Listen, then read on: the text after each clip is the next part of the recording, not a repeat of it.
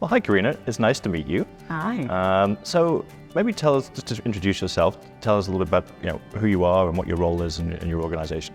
My name is Karina Checo. I am the Executive Director of Revenue Cycle at Bergen Newbridge Medical Center. We're a hospital, community-based hospital in Paramus, New Jersey. Great. So obviously, I think you're one of the largest public safety net hospitals in the country, correct? Right. So you have 300 beds dedicated to behavioral health, another 600 to long-term care, right? So and skilled nursing as well, I think. Yeah. That's a pretty unique setup. How do those sort of unique realities shape your revenue cycle strategies, and how does that sort of influence your overall philosophy towards financial sustainability? Great question. So we do have teams that are specialized with our skilled nursing and also our hospital. On the financial reimbursement side, on the contracts management, for example, it's something that we look at as a whole. So when we talk about our hospital, we talk about our medical center, we treat it as a whole. We share a lot of patients, and it's very convenient because we do have our skilled nursing and our long-term care on the same in the same campus. So if they don't have to go too far, in case they do have to go into acute setting. For us on the financial side, we do those separate our claims from long-term care and then also the behavioral and medical records. But I think that the strategy is always to make sure that we do have some people that are developed and more specialized in those areas to ensure that we have the appropriate amount of attention and make sure that we have the least amount of time to collect that on all of those claims, regardless of what the services that we're providing. Right. Yep, that makes sense. Obviously, patient engagement is obviously key for success for most safety nets, and unlikely to be. I think you've got an Epic go live coming. Yes, we're working on it. Yeah. Okay. That's a big deal. Yes. My chart and all of that kind of stuff. Beyond technology, though, what strategies have you implemented at Bergen to improve patient access and, in turn, ultimately strengthen revenue cycle performance? Oh, great question. We actually, when I started with the patient access team, we completely redid our training process. I think an important part of it, I should emphasize, is our people. And really developing our people and making sure that the mission and value of the hospital is something that all of our people that touch a patient understand. Right. So for us, communication with the patient and really making our processes more patient-centric was really the way that we started to reinvent our patient access and make sure that we have better communication with our patients. So things like allowing email, having callbacks, having more accessible people on our end to speak to our patients. And I think for us, having such a large population that's Spanish speaking, having those interpreter services available every step of the way. So we started with having a line where you would call someone and the interpreter would be able to assist with the conversation. Now we have iPads where the patient can actually see someone, and that has built a lot of trust, I think, with the communication. So that's how we've been improving our patient engagement. I look forward to continuous improvement. I think there's so many areas of opportunity when you think about so many things being electronic and our campus being so big. I look forward to patients being a little bit more, they'll have more autonomy on where they check in and how to get around, and they'll have better access to their medical records as well as all of their revenue cycle information. So I think it's going to be really good. I'm really excited for it. Yeah. When does that go live? We're 18 months, 24 months, I think. It's still a while. It's not a small thing. Yeah. So obviously navigating the complexities of healthcare I'm sure is a constant challenge. What have been the most significant obstacles your revenue cycle teams have faced at Bergen, and what solutions or strategies have helped you overcome them? Oh, for us this year, it had to be the Change Healthcare outage that affected us nationwide. I know we weren't unique. We really had to pivot. And I think there was also a shift in our team's leadership. We discovered new leaders within our teams that really stepped up and took pieces of the project to make sure that it was seamless and that our cash was not affected for the long haul. I think it was also important as like the day-to-day leaders made sure that we continued normal workflows or as close to normal workflows to make sure that billing was happening on a daily basis. I think it was also, and also eligibility, right? That was a huge part of it too. And a huge part of patient engagement, being able to communicate what is the expectation, since we had an outage and that was our main source. We had to diversify. And so that'll never happen to us again. Because we've learned. You've learned your lesson. We've learned, and I'm very blessed to have a very understanding C-suite. And so our top leadership, our board was very understanding and understood we had to pivot quickly.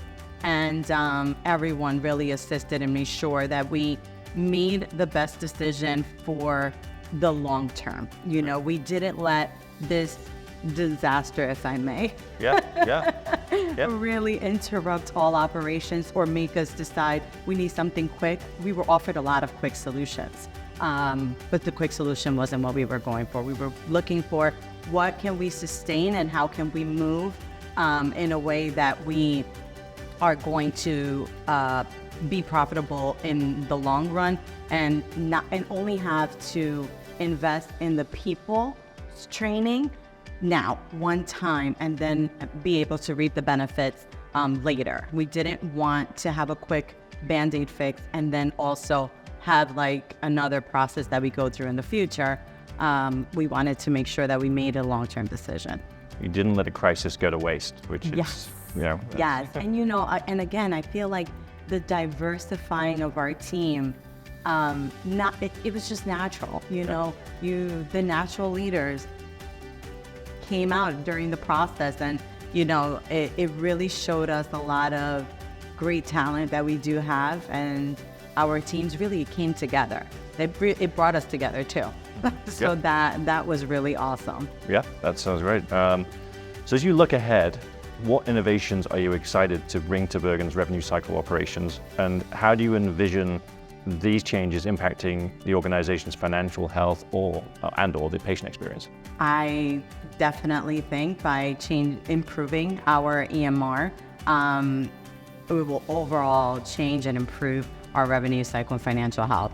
I think that having multiple systems really causes gaps in the workflow and leakage in the workflow. So I look forward to having that technology improve, because I know that our revenue cycle metrics are going to be improved by that. I absolutely know that we're going to see a drastic improvement by having one system where we can do everything in that system. I think for patient engagement, what I value the most is that patients will be able to access everything that they need in a central location, and that every part of the hospital is doing the same thing. And I think standardization is helpful. It also helps us and leadership be more agile with our departments and how we manage them. So I like that. I'm a huge proponent of doing away with silos if they're unnecessary, and really developing expertise in that area, so that I tell my staff it's not a marathon, it's a baton. Healthcare, it's a baton race. So you do your job really well, you pass the baton, the next person does their job really well. As long as that happens, I feel like there will always be a positive impact if everyone in their specific area is really moving towards process improvement all the time. Yeah. It's really coordinating that team together, right? It's just, I'm thinking like a football team, right? Everybody has a job to do, and if somebody doesn't do their job, the whole thing falls down. So it's really important that sort of coordination and teamwork and understanding of what your role is and how that impacts others is right. there. And it's like, coach, don't throw the ball. You're not good at that. Yeah. Let me do that part because that's what I'm good at. I think it's also, humbling, you know, that you shouldn't have to know every part of it.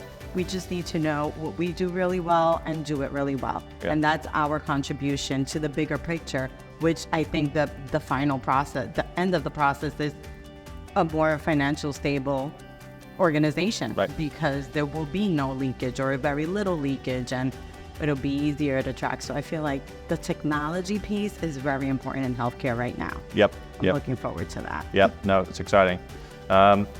Based on your experience as a revenue cycle leader, what are the 2 or 3 key lessons you believe are the most important for industry peers to take to heart? I think when I think of management, like the management of the revenue cycle, one of the things I value and I looked at and check often are variance reports. Like when you think of the technical part of it, technical part of work, I want to see where the process isn't working and how do we continuously try to work on those pieces and make it better. On the person aspect, I feel like development is extremely important. Our staff professional development. So we talked about it in the conference this week so many times. It's not about the competence that a person has now. It's like the good fit and how do we make them more competent, competent. How do we develop our team members? They're really good at this in their job, and then how do you take all those skill sets and say, you know what, I see another position for you. I think that we can get you there and mentor and grow your team as professional individuals, because then the whole team wins. We are constantly trying, at least on my team I can speak for, constantly trying to elevate the standard of the quality of employees that we have so we can elevate the standard of the work that we do for our patients. And then I think just always being patient-centric. That's something that we really value in my organization. Whatever plan you're doing, even if it is revenue cycle, and we think of, well, we're on the back end, we're more finance, it's always about the patient. How is this less convenient, more convenient for the patient? How would you feel if this workflow was to happen, and how does it impact the patient at the end of the day? That's something that we definitely keep in mind. Even though it's not one of the technical aspects of revenue cycle, it's probably the most important, because all of our workflows at the end of the day, our goal is make sure that it's the best for the patient. We find ourselves advocating for all of our patients, but just in a different way than when you think social work, we're advocating with the insurance companies, what's due to our patient, what's more, what based on their plan, based on the service they've had. We do a lot of that on the back end. And those are things that I remind my team, we owe that to the patient. We understand this part of their healthcare trajectory better than they do. We owe it to the team to fight for everything that they deserve that is due to them.